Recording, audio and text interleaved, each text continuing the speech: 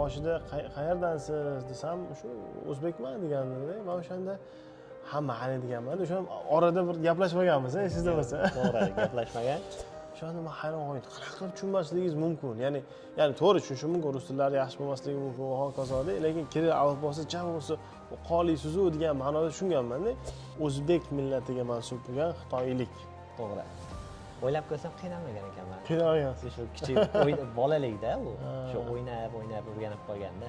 Demak, xitoycha yozish bemalol. Bemalol. O'qib, yozish, hammasi bemalol. Endi bo'lar ekanda, yozuvlariga ham juda qiziqamiz-da. O'zbek yozuvi bormi desa bor. Endi bor deymiz, yozib bering deb aytadi boshqa millatdagi o'rtoqlar, endi yoza olmaymiz-da. Xitoycha qo'yganingizdan keyin bo'lgan jarayon qanday bo'ladi? Tez bo'ladimi? To'y hashamati qancha bo'ladi? Necha kishilik to'y qilishni qilasiz? Uning soni yo'q-da, umuman. Soni yo'q, ha. Soni yo'q, endi eshitganlar ham keladi-da. Uning farqi yo'q. Farqi yo'q. Farqi yo'q. Bersa berdi, bermasa-chi? Bermadi.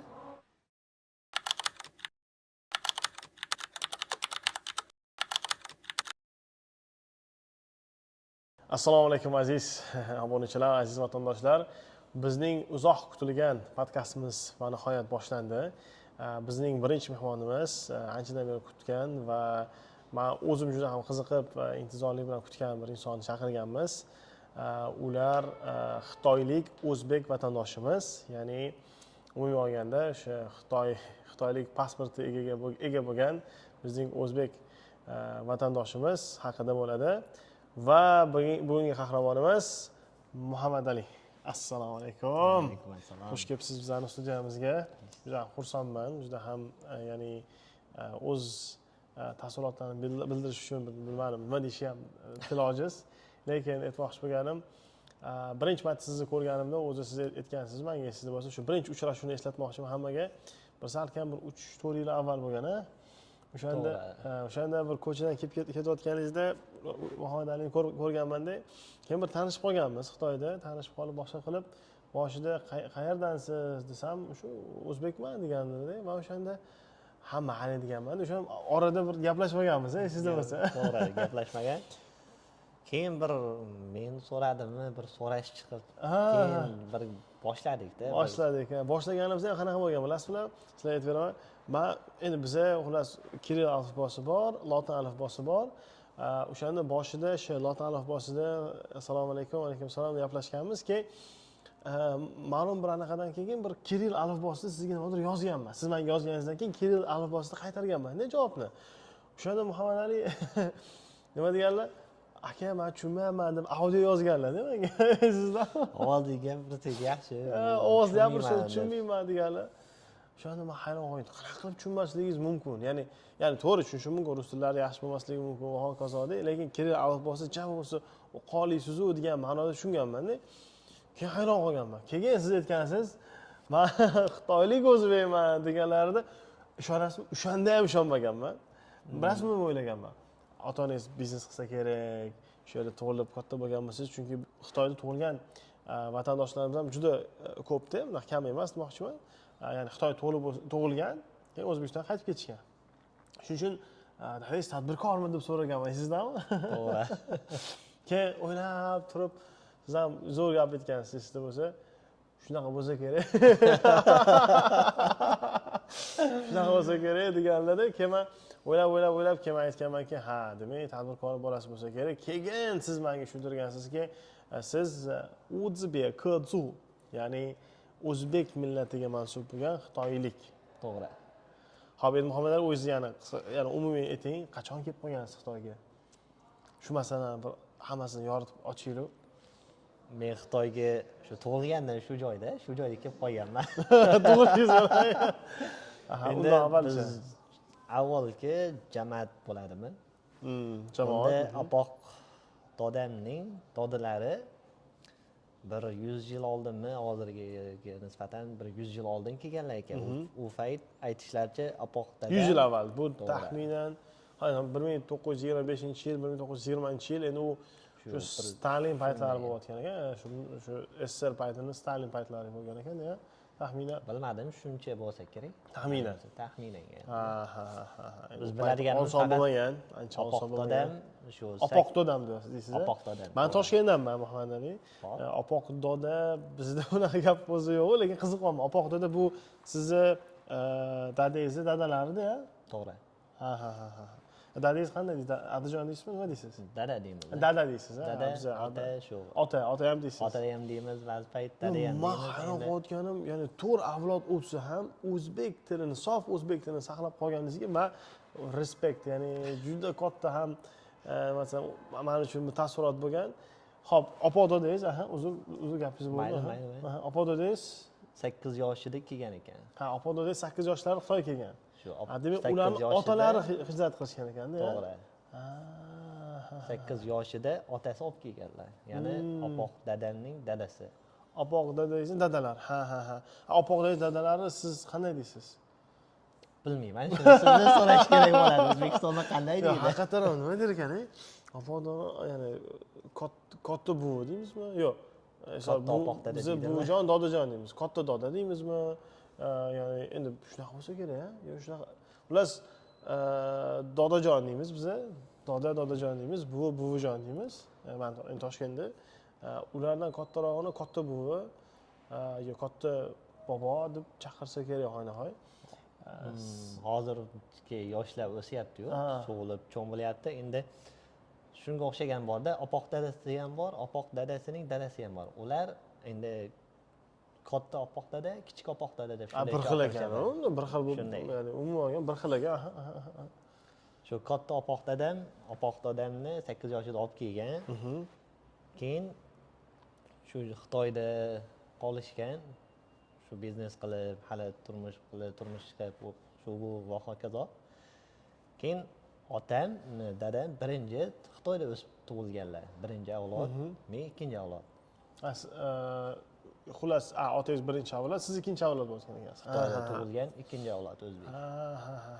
Tug'ilgan. Shuni. Yashayotganning 4-avlodi. Ha, o'shanda uzra yoshingiz nechida? 27. 27. Yosh, ya'ni quchga to'la bo'lgan yillar 27. Dadangiz yoshlari qanchada? Nechida? 58-60 Yaqinlashib qolgan ekanlar. shunday. Ajoyib. Muhammad Ali, bir yana savol. Oila necha kishisizlar? Biz 9. 9, ya'ni oyiz, dadangiz va 7 ta farzand? 7 farzand. 7 ta farzand. Ho. Ajib, 7 ta farzand. Demak, eng kattasi sizsiz. To'g'ri. Xo'p, Muhammad Ali, ya'ni o'sha jarayonni qiziqayotganim, demak, sizni katta opoddays Xitoyga kelganlar. Xitoy qayerga kelganlar asosan? Shu Qashqar taraflarga-da. Shu tomonda. Yo'q, Qashqar taraflarda. O'zi, ya'ni eslatib o'tishim kerak bo'ladi, azizlar. Xitoyda 56 ta millat va ellatlar bor. Ularning ichida ya'ni bizning o'sha o'zbek millatiga mansub bo'lgan Uzbek, ya'ni o'zbek millati borligi juda ham masalan meni hayratga solgan. Lekin undan-da ko'p hayratga solgani nafaqat o'zbeklar, balki qozoqlar, qirg'izlar, tojiklar va hattoki tatarlar ham bor. Tatarlar ham o'z tilini saqlab qolib, shu o'zbek tilida, ya'ni turk tilida gaplash imkoni borligini men eshitib ham hayron qolganman. Ya'ni shuncha avlod o'tgan, lekin saqlab qolishgan. Sizlarda bu saqlab qolish jarayoni qanday o'tgan? Endi men esimda qolishicha, bolaligimda kattalar hammasi o'zbek tilida gaplashardi uyda. Uyda demak o'zbekcha gaplashasizlar. To'g'ri. Endi tashqariga chiqqanda ham o'zbekcha gapirar ekan, lekin boshqalar tushunar ekan. Faqat biznes qiladi-ku. Tijorat Faqat uchun. tijorat qilsa, endi biznes degan so'zlar bor ekan, o'zbekcha. Men o'ylayman, bizda ko'p qo'shimchalar qo'shilib ketgan, biznes, bunisi sizlar endi qo'shilib qolgan ekan. To'g'ri. Tijorat deysizlar-da, asli. To'g'ri. Asli tijorat, endi hozir O'zbekistonda qanday aytadi bilmayman. Tijorat biz ham tijorat. Bemalol o'zingizni sof tilingizda gapiravering. Menga qiziq. Chunki juda ko'p so'zlar, misol uchun to'g'ri keladi, to'g'ri kelmaydi. Misol uchun ayrim kvizlar bo'ladi, oxirrog'ida so'raymiz ayrim bir so'zlarni sizda qanaqa aytilishi, bizda qanaqa aytilishi yoki menda qanaqa aytilishi, o'shalarga qiziqyapman. Xo'p, Muhammad Ali, siz misol uchun aytyapsizki, uyda muhitda o'zbekcha gapirgansiz, lekin o'sha Qashqar taraflarda, umumiy o'sha taraflarda Uyg'urlarni ham masalan ta'siri kuchli-da. Uyg'urlar ham, Uyg'ur do'stlarimiz ham juda ko'pda. Qanaqa qilib siz o'zbek, Uyg'ur jiplashib, qo'shilishib ketmagansizlar deydi-yu. To'g'ri. Toshqarga chiqqanda, endi masalan men o'sib yetgan muhitda Uyg'urlar bor, qozoq, qirg'iz, tojik, totor, hamma millatlar bo'ladi. Har xil millatlar. Endi ular bilan biz o'zbekcha gaplashamiz, ular o'zining tillarida gaplashadi. Endi tushunib ketamiz-da, endi bolalikda hamma ko'p gapirish ketmaydi, birga o'ynab yuramiz. Uyg'ur, o'zbek qanchalik o'xshash deb o'ylaysiz? 20% Farq qiladi demoqchisiz? Yo'q, faqat o'xshash. Nuqtai nazardan. Ha, nuqtai. 20% kam emasmi? Men shaxsan o'zim fikrim, Uyg'ur gaplashsa deyarli aksar 80-90% ni tushuna olaman. Illo aytilishlari, ovqat, tomoq, ya'ni boshqacha aytilishlar, o'xshagan paranglashamiz. Endi uyg'urcha bilan o'zbekcha ba'zi so'zlar bor. Aytilishi bir xil, lekin ma'nosi ikki xilda. Umuman boshqacha chiqadi. Demak, sizning fikringizcha taxminan 20% o'xshash demoqchimisiz? To'g'ri. Juda kam. Meningcha qozoq, qirg'izlar bilan shunday. Nimaga siz masalan shu yashab o'tgan joyda qozoqlar bo'ladimi, qirg'izlar bo'ladimi, ularning tillarini biz tushunmaymiz. Lekin biz o'zbekcha gapiraveramiz. Ular o'zining tillarida gapiraveradi. Lekin nima aytganini tushunasizlar. Shunda 100% bo'ladi Muhammad Ali. Yo'q, lekin ba'zi ozgina so'zlarni ham tushunmaymiz, lekin xitoycha gapiramiz. U tushunmagan. Xitoylashish shu assimilyatsiyasi bor ekan. Demak, Xitoy tilida gaplashib, chunki men ham bir eshitganman, o'sha safarga chiqqanimda ayrim bir Uyg'ur do'stlarimiz adashi, chu-bu-chu deydi-da. Sizlarga aytishim mumkin, adashi bu adash. Ya'ni adash ya'ni do'st desa bo'ladi. Xitoy tilida chu degani yurish, ya'ni borasizmi yo'qmi degani. Shuning uchun adashi ni chu-bu-chu deb gapirganda o'shanda rosa kulganman, xuddiki bizada shu o'zbekcha ruscha qo'shimchalar ko'pda bizada. O'shanda biz aytamizki, brat ketdikmi deymizda. O'zi brat so'zi o'zi bir umuman ya'ni o'zbek so'zi emas, rus so'zi. Shuning uchun shunaqa assimilyatsiya bo'lib turib Xitoy, Uyg'ur so'zlari qo'shilganda o'zbek diasporaga holat qanday? Ya'ni shunaqa qo'shilishlar ko'pmi, kammi? Aynan o'zbek millatida. Bizda kamroq, ha? Demak, baribir shu o'zbek tilini mahkam ushlashga harakat qilasizlar. To'xtang, agar o'zbek tili bo'lgan siz o'zbek kitoblarini biror bir qo'l yozmalar qolganmi? Yo'q, unday yozma ko'rmaganman. Qolmagan, faqat aytishda, gaplashish. Demak, qo'l yozmalar qolmagan. Lekin qanaqa qilib shu 100 yil faqatgina gaplashish bilan saqlab qo'yganmiz? Yo'q, qattiq bir tartib bo'lgan, bir qanaqadir tarbiya bo'lgan, qanaqa qilib bo'lgan shu jarayon? Endi uyda bizning uyda ota, doda birga, opoq doda, opoq ona, amaki hamma birga yashaydi-da. Bitta katta uyda yashaydi. Endi gaplashib o'rgatadi-da bolaga. Bolam buni deydi, uni deydi deb bolalikdan gapirib kelgan. Shunga tabiiy o'rganib shunday qilib qolganda. Tabiiy o'rganish bo'lgan. To'g'ri, bitta joyga kirib, buni yozib, bu yo'qda unday. O'zi kitoblarni o'qishda asosan misol uchun Xitoy tili, ya'ni Xitoy tili bor bilaman. Umuman Uyg'ur tilida misol.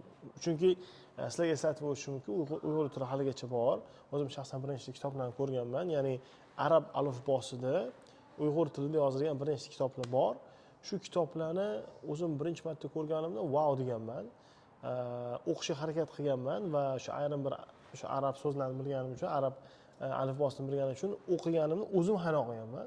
Men to'xta, bu hirt o'zbek turk tilida yozilgan so'zlar-ku deganman-da. Misol uchun o'tgan kunlar asari bo'ladimi yo boshqa bir bizning o'zbek milliy shu asarlarimizni uni ham o'sha tilida borligini men eshitib hayron qolganman. Lekin qiziq tarafi o'sha yozilishini siz Muhammad Ali o'qishni bilasizmi? Yo'q. O'qish bilmaysizda. Demak, o'sha o'zbek millati biror bir kitob yo qo'l yozmalar saqlab qolish, ya'ni jarayon bo'lmagan. faqatgina uy muhitida gaplashib, bir-biriga tushuntirishib, ya'ni Shunday. qolgan. Shunday. Ajoyib, ajoyib. Xo'p, endi Muhammad Ali, men yana bitta savol beraman. Bilamizki, shu Xitoyda 1,4 milliard aholi bor. Ya'ni 1,5 milliard deylik taxminan. Ya'ni 1,5 milliard. 1,5 milliard ichida, ya'ni taxminan shu o'zbek millati taxminan qancha deb o'ylaysiz? Chunki aynan bir statistikalarga binoan 15 mingtagina odam bor deb yozilgan. Qanchalik bu to'g'ri noto'g'ri bilmayman. Shuning uchun sizni shaxsiy fikringiz. Chunki buni statistika qilib ham tekshirish ham qiyin, lekin sizni shaxsiy fikringiz qancha deb o'ylaysiz? Butun Xitoy bo'yicha bir 10 mingdan 12 minggacha bo'lsa kerak. Undan ham kam ekanda, demak. Siz shu turgan joylardachi taxminan? Turgan joylarda faqat o'zbek millati bo'lsa bir 2 mingga borarmi yo bormasmi? Shunday. Shunchalik kammi? Endi bir qishloqda hamma ko'p odam bo'lmaydi. Ko'p bo'lmaydi. 12 mingta odam bo'lsa, uni agar biz misol uchun proporsiya qo'yadigan bo'lsak ham 0 hozir mana ishda men taxminan hisoblab yozgandim 1 minut. Agar 12 mingta odam bo'lsa, buni bilamiz, tak bunga bo'lsa 0,0000851 bo'lyaptimi? Ya'ni buni endi aytish juda ham qiyin. Va umumiy interest rate qilib turib men o'zim ham qiziqib ko'rganman.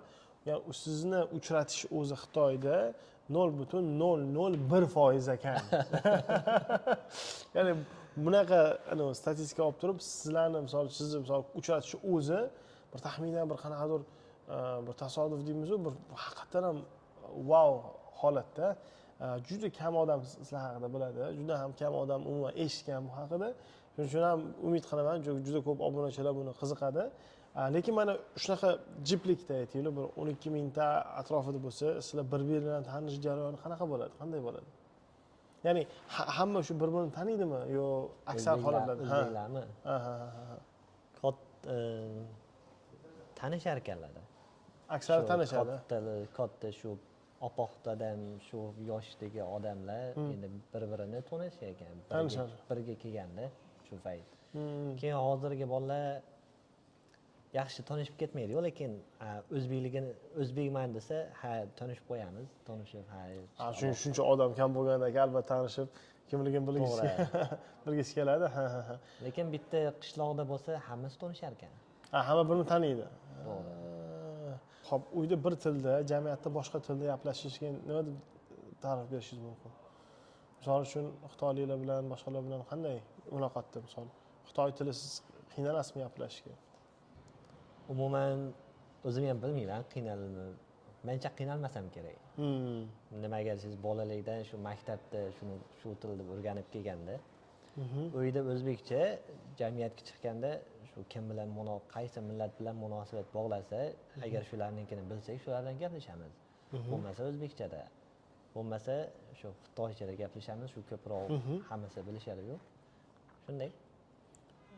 Bog'chaga chiqqansiz, bog'cha bo'lgani? Bog'cha deb. Enaga you are deydimi? Bizda men o'qigan paytda yo'q edi. Bog'cha bo'lmagan. Yo'q, faqat shu 1-yillik shunday 1-sinfdan, 1-sinfdan boshlagan. Xiaoxia deydi, Xitoy Xiaoxia bu shu 1-ikkinchi, 4-chi. 1-sinfdan boshlab Xitoychaga shu payt kirib ketganda. Demak, 1-sinfda siz o'zbek maktabga chiqqanmisiz? Yo'q, biz o'zbek maktab yo'q. Maktab yo'q. Xitoy maktabi. Xitoy maktabi. Keyin Uyg'ur maktabi bor. Uyg'ur maktabi. Faqat 2 xil bo'lgan bolaligimda. Endi otam mayli bir kattaroq bo'lganda bir o'zi pirota ish qilsa kerak deb Xitoy maktabiga berib olganda. Xitoy maktabi. Shunga o'rganib kelganda mencha o'ylab ko'rsam qiynalmagan ekanman. Qiynalgansiz. Shu kichik bolalikda u shu o'ynab o'rganib qolganda. Demak, xitoycha yozish, chizish bemalol. Bemalol. O'qib, yozish, hammasi o'qish, hammasi bemalol. Xitoy tili kitoblarni o'qish ham bemalol. Bemalol. O'sha 1-3-4-sinfda bitirib keyin o'sha o'zingizni o'sha Qashqar tarafda turgan maktabni o'zi davom ettirganmisiz? To'g'ri. O'shanda o'quv sistemasini ham sal tushuntirib olasizmi? Xitoyda o'zi qanaqa o'z jarayoni? 1-sinfdan 6-sinf bo'ladi, birinchi mazgilda. Bu joyda shu eng asosiy xitoychaninki eng oddiy narsalarni o'rganadi. Keyin u bitgandan keyin yana 7-yillik 8-9 sinf bo'ladi. Ha, endi bizani o'sha o'zbek anaqamizga moslashtirib 8-9 qilmoqchisiz. 8-9. Endi uni yuqorog'i qanday aytsa bo'lar ekan? Yana bir Gaojong desa, to'g'ri, 10-11 sinf deymiz. 10-11-12. 12 ham 3 yillik to'g'rimi? Ha, demak umumiy 12 yil ta'lim ekan, ha. To'g'ri. 12 yildan keyin universitetda. Ha, undan keyin universitet. To'g'ri. Ha, demak 12 yildan keyin yana qo'shimcha 4 yil bakalavr, yana 2-3 yil magistratura, keyin yana doktorantura. Oho, jarayon ancha katta. Shunga qiynalgan bo'lsam ham endi 1-sinfda 6-yilda hamma o'ynaydi-yu. Hammasi kichkina bolalar shu bu joyga bu joyga yurib shunday o'rganib qolganda. Qiziq lekin. Ya endi Muhammad Ali kundalik hayot tarzi sizlarda qanday o'tadi o'zi? Chunki mana tasavvur qilyapmanki, sizlar shunaqa muhitdasizlar, bir taxminan 2000-3000 ta odam o'zbek millati bitta joyda turadi, hamma bir-birini taniydi. O'zi umuman kundalik hayot, ya'ni misol uchun ovqatlanish, misol bilmadim, bazmlar, to'ylar, endi bizani eng yaxshi ko'rgan mavzumiz to'y ya'ni to'y degan masalalarga, boshqasiga uni so'raymiz, lekin kundalik hayot qanaqa o'tadi umumiy? Oldinmi yo hozirmi? Endi umumiy siz yoshligingizda hozir jarayon taxminan. Faqat shu bitta qishloqda aytyapman-da, 2000-3000 o'zbek bor. Endi bundan sirt boshqa millatlarga odamlar ham bo'ladi. Boshqa millatlar ham bo'ladi. Bo'ladi. Uyg'ur, qozoq, qirg'iz, tojik, totor, xitoy hammasi bo'ladi. Ya'ni katta qishloq deymiz, shaharda u ham. Bitta shaharda bo'ladi. Maktabga borib, birga maktabdan kelganda birga o'ynaymiz. Shunday. Hamma shu bola ko'p o'ylamaydi-da. Bolalik payti ko'p o'ylamaydi, faqat o'yinchoq. Birga o'ynab, shunday o'tgan keyin maktabga borish, o'ynash, gapichish, shunday. Umuman o'zi O'zbekiston haqida qiziqishlar bo'ladimi sizlarda ham? Bo'ladi. Bizda hozir ham qiziqda, O'zbekiston qandaydir, shunday shaharmi yo boshqacha. Hamma odamning hollari har xil bo'ladi. O'zbekiston borib ko'rmaganman-u. Qiziqasiz.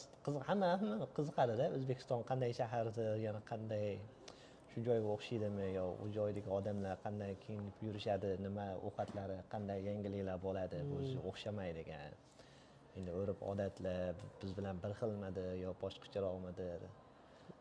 Biz so'zlayotganimiz rostdan o'zbekchami yo boshqacha qo'shilganmi? U joyda mancha rosa so'zlasa kerak, borgani bir o'rganish kerak. O'xshash ekanmi?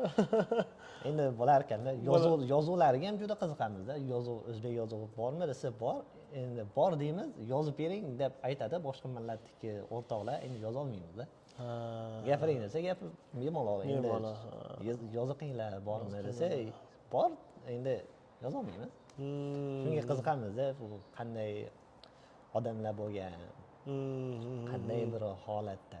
Biz ham qiziq O'zbekiston haqida. Shu O'zbekiston haqida qiziq.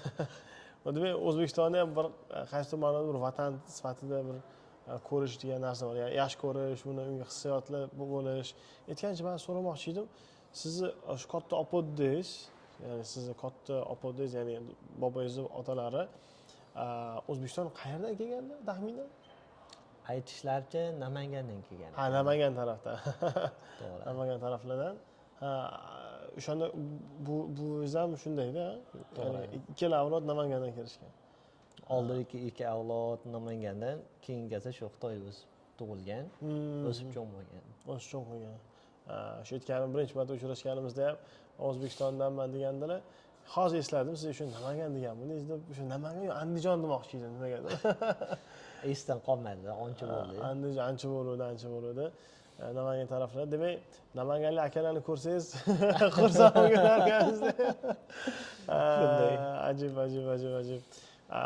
O'sha 2000 ta o'sha turgan joyingizda ularning aksariyati o'sha Namangandan kelganmi yo aksariyati o'sha boshqa joylardan kelganmi? O'zbekiston qayerdan? Taxminan bilmaysizmi? Yo'q. Namanganlik faqat biz jamoat otadamiz-da. Namanganlik shu kimningdir jamoatlari. keyin boshqa yana bor. Andijondan kelgan, Qo'qondan kelgan, Marg'ilonlik, Andijonlik, Toshkentlik. Toshkentliklar ham bor. Toshkentlik ham shunday bor ekan, ishlayapman. Endi boshqa Jamoat dedingiz, jamoat demoqchisiz, jamoat oilalarda. Oiladan kattarog'i jamoat bo'ladi bizda. Ha, jamoat bo'ladi. Ha, oila katta jamoat, ya'ni Jamoat degani masalan opoqdada opoq ona, shuning bolalari, mening amakam bo'ladimi? Shu amakam hammasi, endi xola va amma shular hammasi birga kelsa, shu jamoat bo'ladida. Shajara katta Yana deganda. avlod ham deb qo'yishadi. Nima deysan? Avlod. Avlod. Ha, avlod deymiz. Avlod. Shu avlodi, Namanganlik avlodlar, Namanganlik jamoati shunday aytishadi. Shu andijonlik haligi aytishadi hazillashib, birorta endi uylariga birorta osh opirishadi, bu narsa opirishadi-ku. Endi aytadi, yur bu oshni haliga andijonligiga opirib bor, yur bu oshni hali Qo'qonlikka opirib bor, shunday aytishadi. Endi bor yo'q, ya'ni bir necha mingta odam ichida shunchalik ya'ni boylik, ya'ni juda ham tarixiy boylik borligi qiziq ekan. Ajoyib.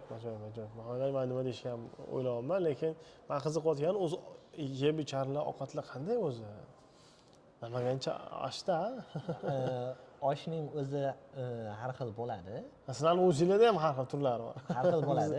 Bizlar o'zimizda ham har xil turlari bor. Sizlarda qanday? Bizning masalan bir oshning turi bir 10 taga chiqsa kerak. 10 ta. 10 ta. 10 ta xil to'g'ri. Uzum yapirmoqchi bo'lar ekan. Toshkentcha, Samarqandcha. Bahorda hali uzumning yo'pirmoqlaridan kavtak bo'ladi. Kavtak. Uni boshqa millatliklar yolmas ekanda, faqat o'zimizda qiladi. Keyin boshqa har xil qo'shadi. Faqat bizning uyda bir 3-4 xil bo'lsa kerak. Shu biz yashab o'sgan joydagi andijonliklarning qiladigani boshqa. Marg'ilonliklarning yana boshqacha. Shu bir voronasini qo'shadi. O'zlari birishar ekanda, shu hammasini qo'shib kelsa bir 10 xilga bo'lsa kerak. Bu juda ham katta dalolat. Qanday qilib o'sha kichik millat juda ham boy tarixga ega bo'lib, juda katta milliylikka ega bo'lib turib, shunaqa biz aytganimiz 0.0000 tam 80 qanchadir ham bo'lgan foizni da saqlanib qolgan va shu ya'ni o'zinglarni saqlab qolganiga men qoyil qolaman. Lekin qiziq taraf, siz aytdingiz, ko'p millat aro bo'lgan jamiyatda turasiz. Qozoqlar, qirg'izlar, tojiklar va hokazo. Ham aytdingizki, siz o'zbekcha gapirasiz, ular qozoqcha gapiradi. To'g'ri. Bir-birini tushunasizlar. To'g'ri.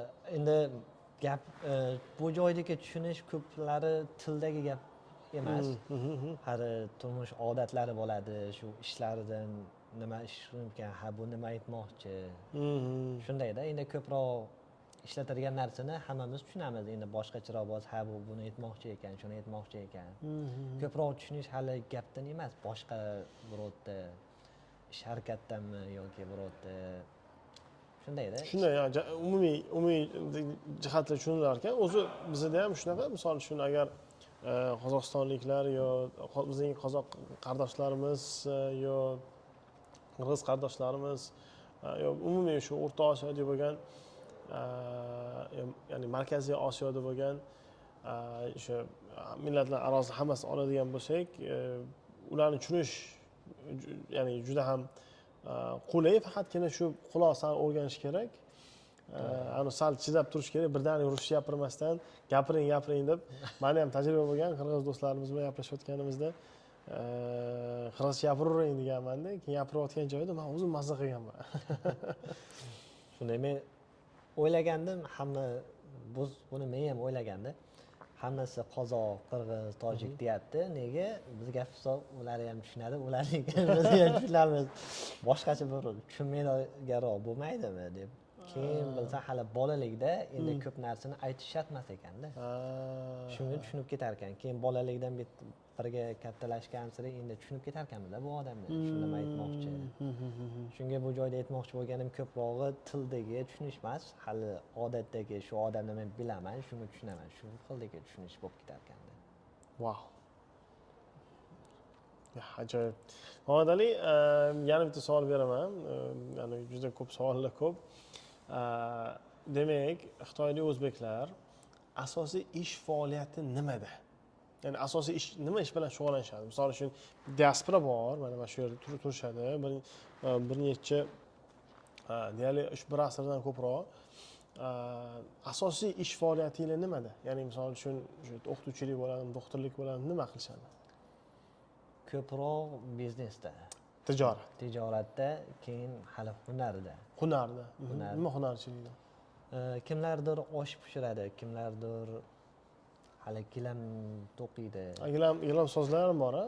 Shular ham bor. Endi yana hamma o'zining tirikchiligi bilan-da. Endi o'qituvchi oramizda yo'q, chiqib ko'rmagan. Hozir balkim yangi bolalardan chiqsa kerak. Xudo xolisa, xudo xolisa. Doktorlardan ham bittami, ikkitami bor.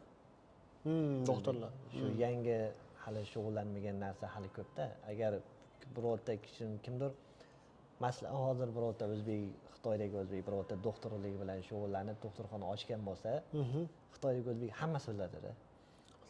Xitoy o'zbek hammasi boradi. Hammasi bilib ketadi. Ha, bu bor ekan, endi borsak shuni izlasak bo'lar ekan. Wow, bu ajoyib bir fenomen. Ya'ni agar siz doktorxona ochsangiz yo tam qaysidir biznesga kiradigan bo'lsangiz, hamma o'zbeklar borib qo'llab-quvvatlash tizimi bor ekan. Uzoq bo'lsa-chi? Uzoq bo'lsa, endi sharoit yor bersa boradi. Ba'zilar bor, shu joyga borganda borib o'tadi-da. Albatta, ziyorat qilib ketishadi. Shunday bir eshitgandim, o'zbekniki bor deb, shunga kelib ko'rgan edi. Qoyilman. Shunchalik ahil ekanda, demak. To'g'ri. Endi masalan hozir doktorxona deb aytdim-ku. Endi bitta akam bor, shu u ham o'zbek, endi sal yiroq tuqqan kelamiz.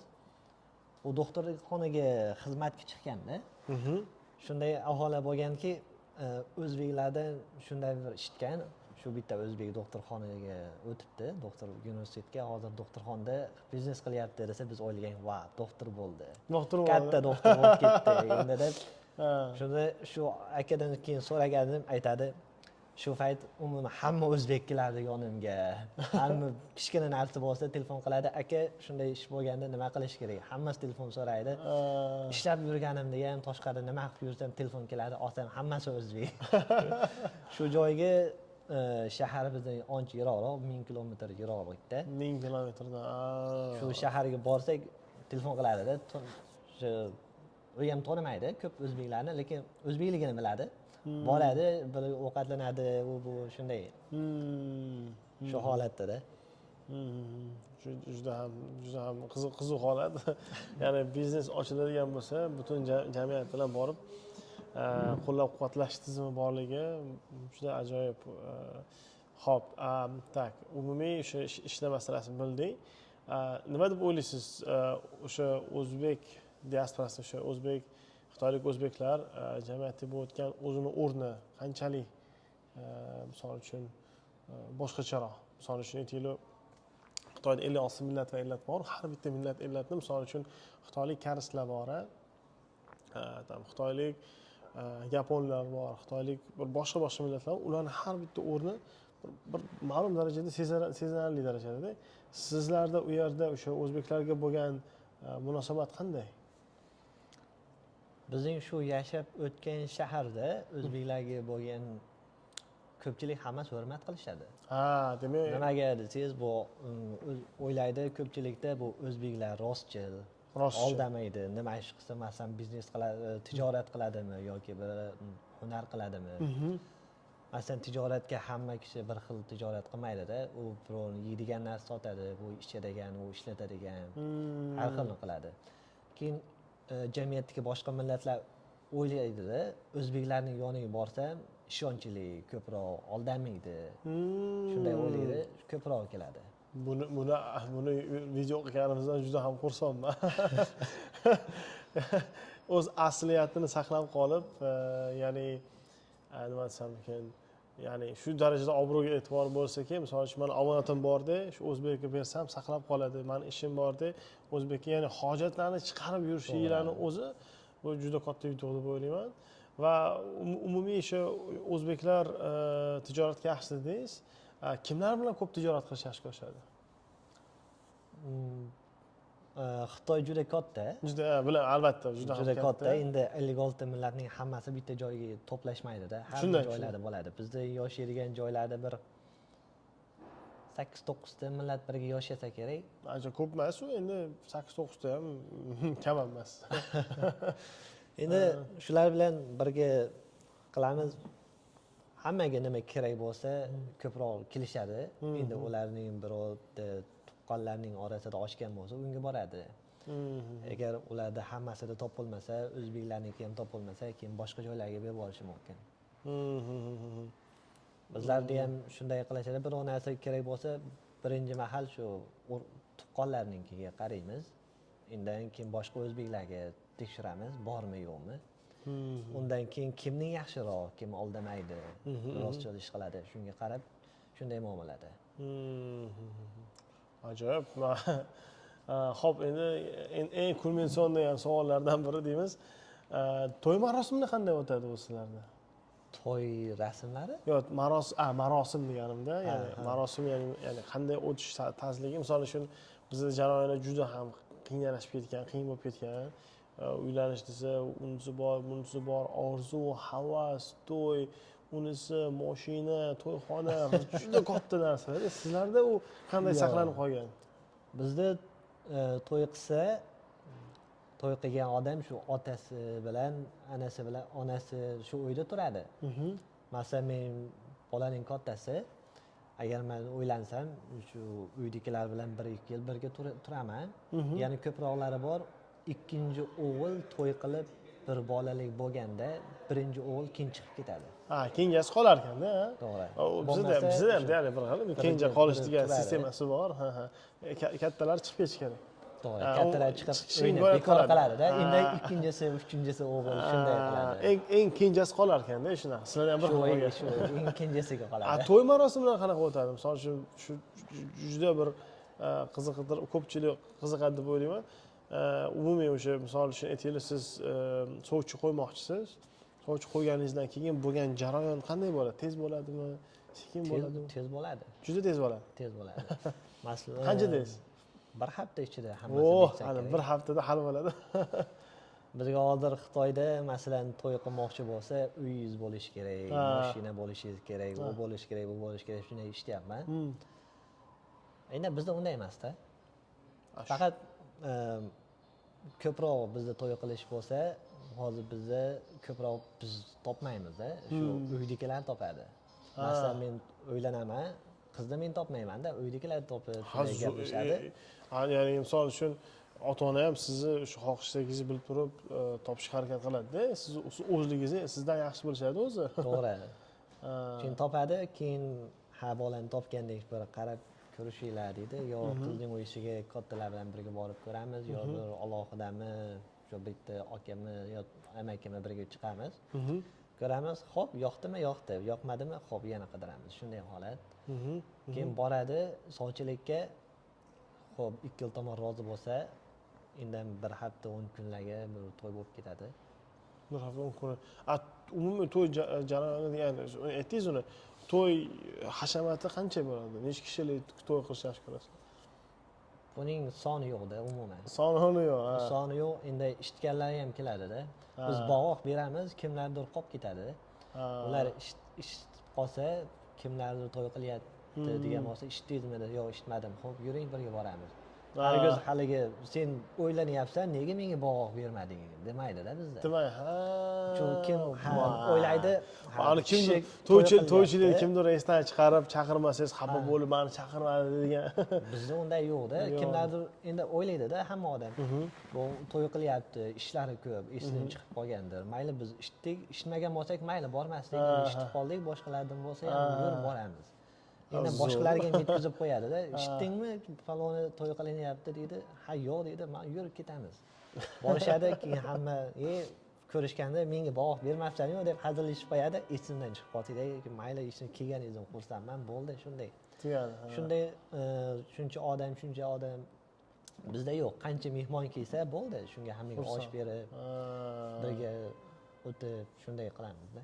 Ajib. Men endi mana hammani gijgiladigan, hammani qiziqtirgan savollardan biri, o'zi to'y yana beriladimi sizlarda? to'yona beriladi, to'y quvvatga beriladi. Buni misol uchun o'sha chin ko'ngildan berishadi, yo uni qarzga o'xshab yozib olishadimi uni? Nega yozadi?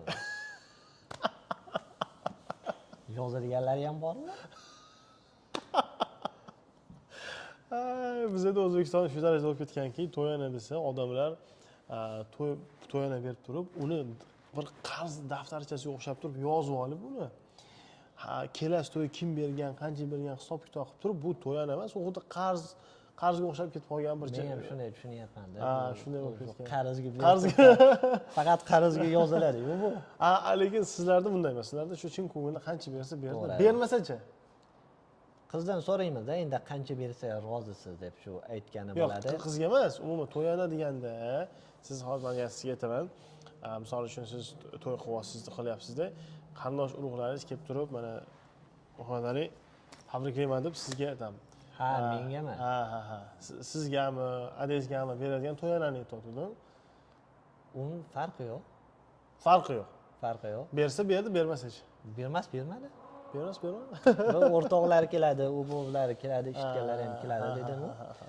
Endi keladi, kimlardir bizga qo'ymaydi-da, shuncha berish kerak deb beradi. Yonjoq cho'ntagiga solib qo'yadi, olib keladi. Ha. Kimlardir boshidan bitta o'rab qo'yadi, kimlardir to'g'risiga solib qo'yadi, bo'ldi, ketdi. Bo'ldi, bersa berdi, bermasa xafagarchilik yo'q. Yo'q, unga nega xafagarchilik? Chin ko'ngildan chiqarib, ehson qilgan bo'lsa, ajoyib. O'zi umuman jamiyatda ajrimlar soni, ajrimlar degani lixun deydi-ku. Ha. Bunaqa ko'p emas-a, ko'pmi? Yo'q, bizda ko'p emas. Deyarli hozir Xitoyliklarda, Xitoy millatida ko'p bo'lyapti, lekin tushunmaymiz-da buni nega ajrashish. Gapiring biza. To'g'ri. Nima tanladingiz, yoqdi, bu endi nima qilish kerak? To'g'ri. Biz endi o'talik ikki odam. To'ydan oldin ikki ko'z bilan qaraysiz, to'ydan keyin bitta ko'zni yopib qo'yasiz. Shunday. Ajoyib, Muhammad Ali. Men endi hozirgi holatda yanada ko'proq siz bilan gaplashishim kelyapti, lekin biz videoni uzoq qilishimiz kelmayapti. Shuning uchun kelasi mavzularda yana davom ettiramiz. Kelganingiz uchun juda ham kattakon rahmat. Albatta bu ma'lumotlar bizga juda ham qiziq. Agar yanada ko'proq ma'lumotlarni so'ramoqchi bo'lsangiz, izohda fikrlaringizni qoldiringlar va Muhammad Alini qo'llab-quvvatlab bizga ko'proq like, share qilishni unutmanglar. Albatta, nima desam ekan, umid qilamizki, yanada ko'proq bizning vatandoshlarimizni yana yuksak marralarga erishib, men juda ham ta'sirlandim. Jamiyatda eng rostgo'y va eng ishonchli bo'lgan insonlar sifatida tan olinganligi uchun men xursandman va yana bir bor rahmat.